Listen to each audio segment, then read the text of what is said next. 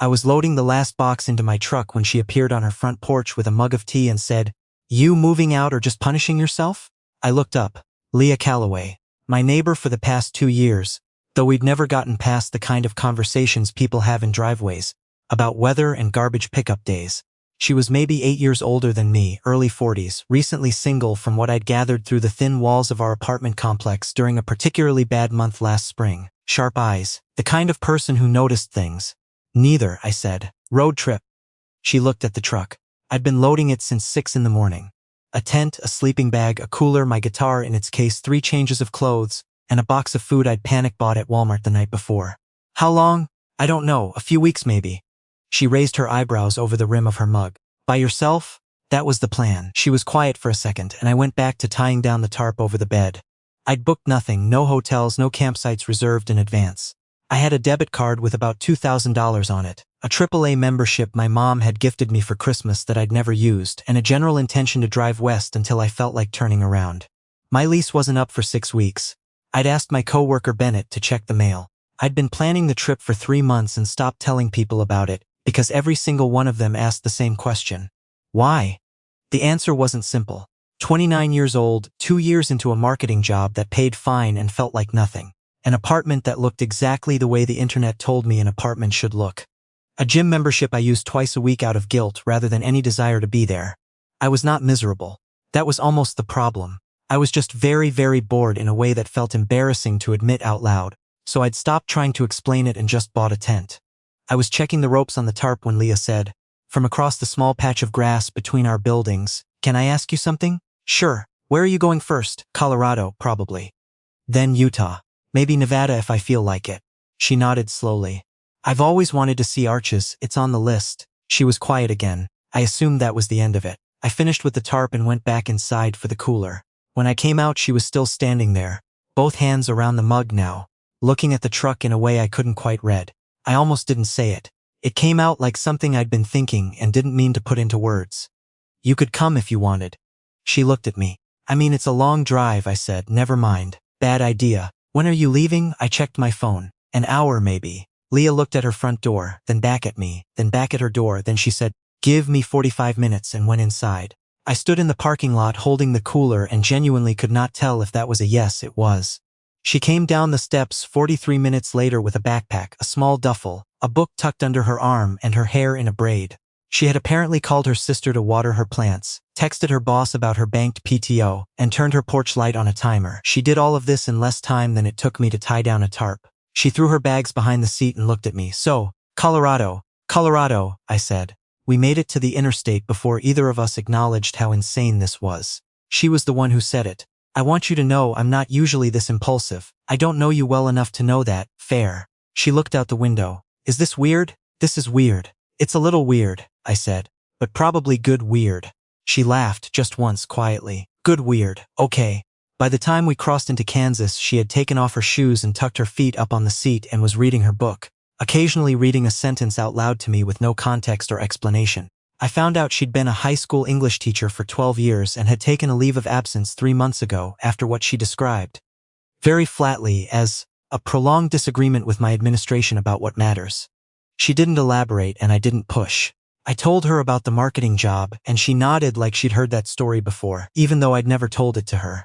We stopped for gas outside of Salina. She came back from the station with 2 bottles of water, a bag of trail mix, and a pack of gum. "I didn't know what you liked," she said. "That's fine. I'll eat anything."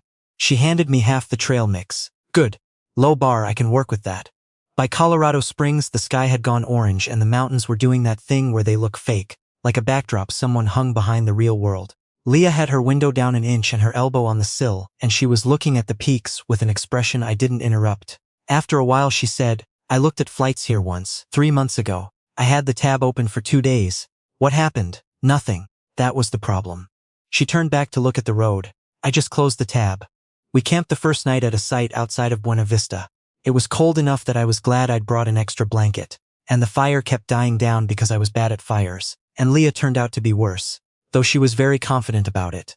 We went through half a box of matches. At one point she was blowing on an ember with such concentration that she nearly put her hair in it. "I can do this," she said. "I believe you. Don't patronize me." The fire eventually caught. We ate canned soup heated on the little camp stove I'd brought, and she declared it the best soup she'd ever had, which I was almost certain was a lie, but not one I felt the need to argue about. In the morning there was frost on the tent.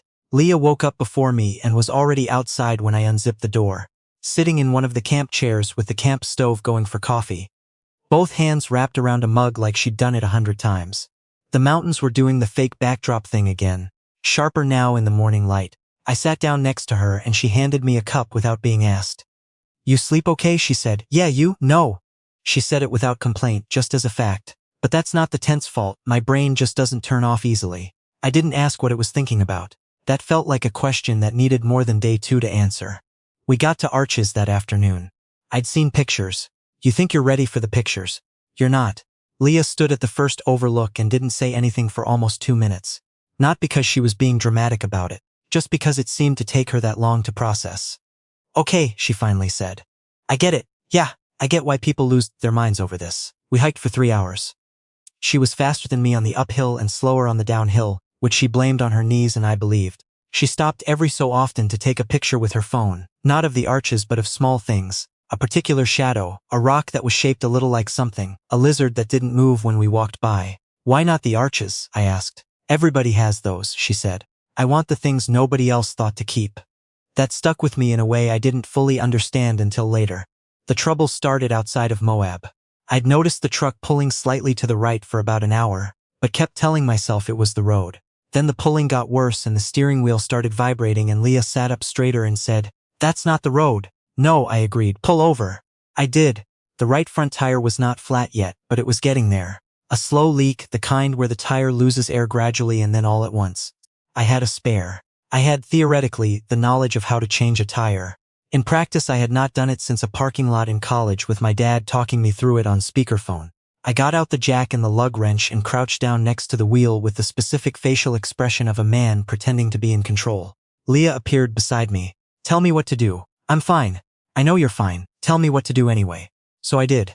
She held the wheel steady while I broke the lug nuts, which were on tighter than any reasonable person needed them to be, and she did not comment on the amount of effort it took me to get them loose.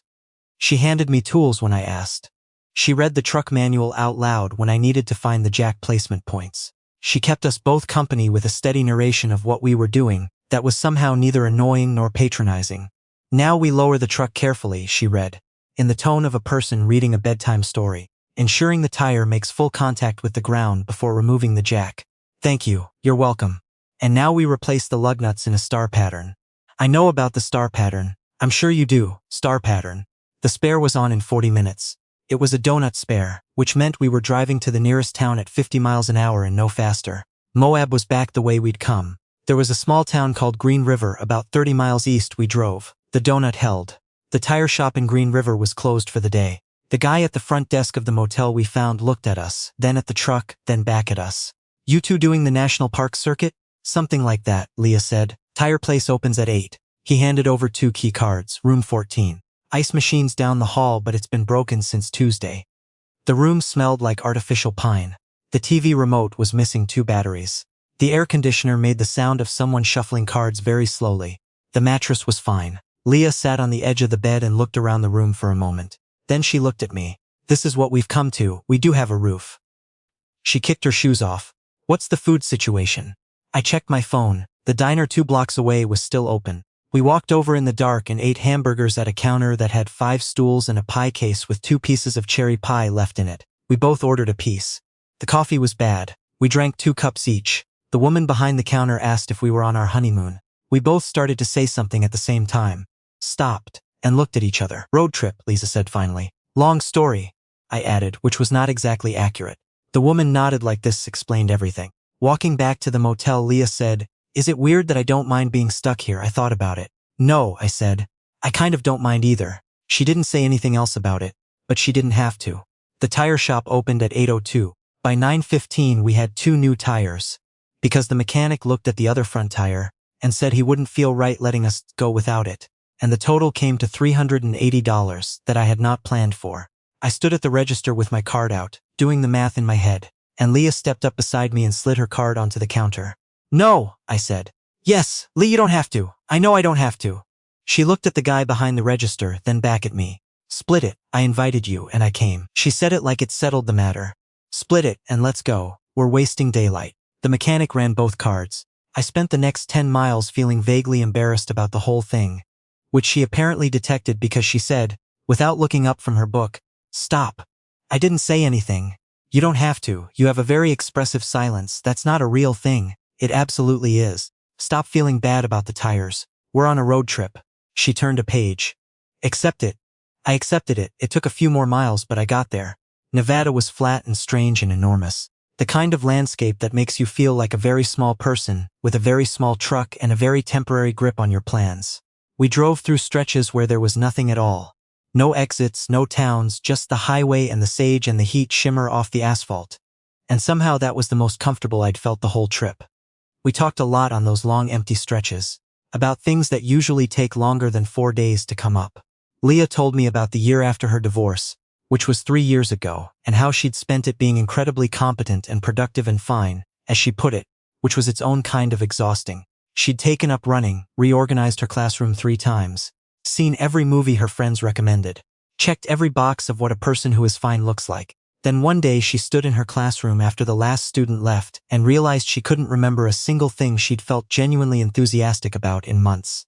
"So you took a leave of absence," I said. "So I started a leave of absence." She looked out the window, and then just didn't figure out what to do next. "Which is how I ended up on your road trip." I told her about Sarah, a relationship that had lasted 2 years and ended not badly, just quietly, the way a fire goes out when neither person tends it. We'd both known for months before we actually said it. Breaking up felt less like a decision and more like finally reading a sign that had been there for a while. "How long ago?" she asked. 14 months, and you've been planning this trip since then?" 6 months, I said. "But yeah, probably related." She nodded. "Movement helps," she said, "being somewhere else. Even if you're bringing the same brain. Does it actually help, or does it just feel like it helps?" She thought about it seriously, which I appreciated. "I think it shows you that the thing you were tired of was the specific shape of your days, not you. And once you can see the difference, it's easier to change the days." I didn't have a response to that. I just drove. Somewhere in eastern Nevada, we got off the highway on a whim because the road sign said something about a hot spring. We drove for 11 miles on a dirt road that I was increasingly convinced was going to be another tire situation, but it wasn't. The hot spring was real, though barely. Just a shallow pool fed by a pipe, in a concrete basin that looked like it had been built in 1970 and maintained approximately twice since then. There was nobody else there. We sat on the edge with our feet in and ate the last of the gas station snacks and watched the sun get low over a nothing in particular stretch of desert. Leah said, "I've been trying to figure out when this stopped feeling like a weird coincidence." I looked at her. "Getting in the truck," she said. "At first it felt like a story I'd tell. An impulsive thing. And now it just feels like..." She trailed off. "Like what?" She turned toward me. There were a few seconds where neither of us was pretending to be looking at the desert anymore. "Like I would have missed something important if I'd stayed home," I said very slowly, because I was thinking it through while I was saying it. "I keep trying to figure out what this trip was supposed to be." I looked out at the flat land and the fading light. I had this whole idea of going alone, finding some kind of answer on my own. And instead I have terrible fire-starting skills for company and a tire bill, and somehow it's been the best week of my life. Leah was quiet for a moment. Then she said, "Terrible is a strong word. Your fire skills are terrible. They're developing." But she was smiling, and then she leaned over and kissed me. Just once, not dramatically. Just honestly the way she did most things, like she'd thought about it and decided it was the thing that was true. When she pulled back, she looked at me with an expression that was checking something. "Is that?" "Yes," I said. "That's good. That's very good." She nodded once. "Okay then." The drive back east was 100 times harder than the drive out. We had fallen into each other's rhythms so completely by then that it didn't feel like travel anymore. It just felt like the way things were. She handed me coffee before I asked. I stopped for gas before she mentioned it. We had a specific playlist for mountain driving, and a different one for flat states, and a third one that was just whatever the radio found when we felt like not choosing. We argued twice. Once about directions.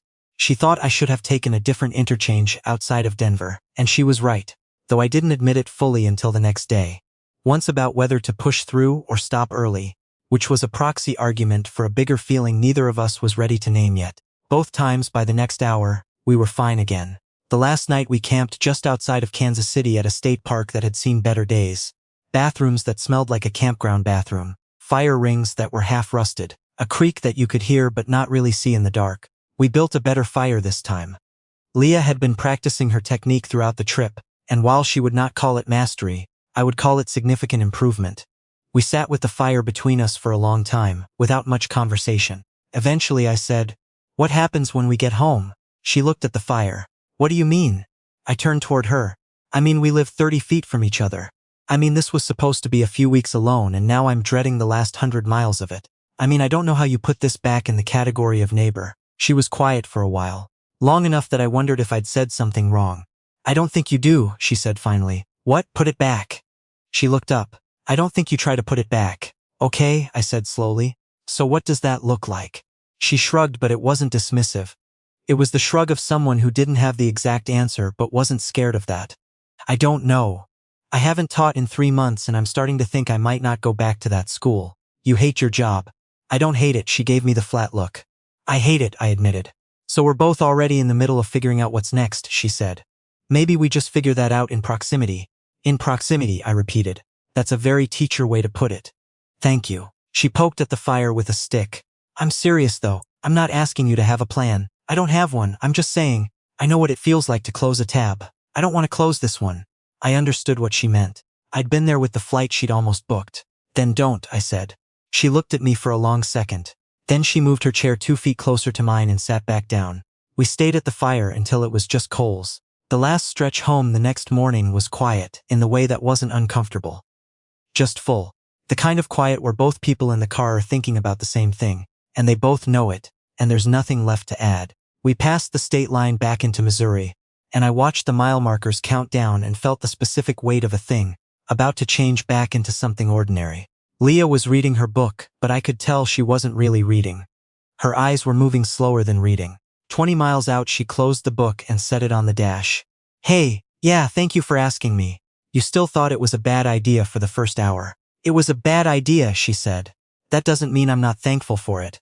I pulled into the parking lot of our building just after noon. Same cracked asphalt. Same crooked lamppost that had been crooked since I moved in. Same mailboxes. Everything exactly as we'd left it, because 2.5 weeks is not long enough for a neighborhood to change. I cut the engine and we sat there.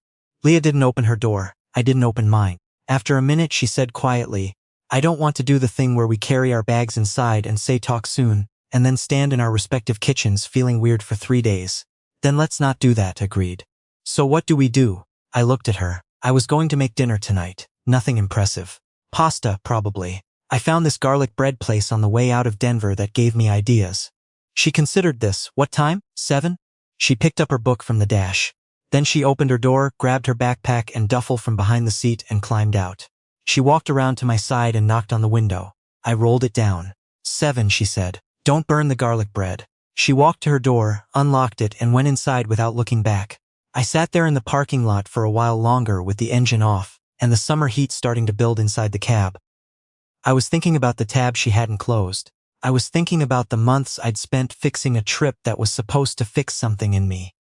And the way it had turned out to be about something else entirely. Somewhere between the frost on a tent in Colorado and a hot spring in Nevada and a diner with 2 pieces of cherry pie, I had figured out something I hadn't been looking for.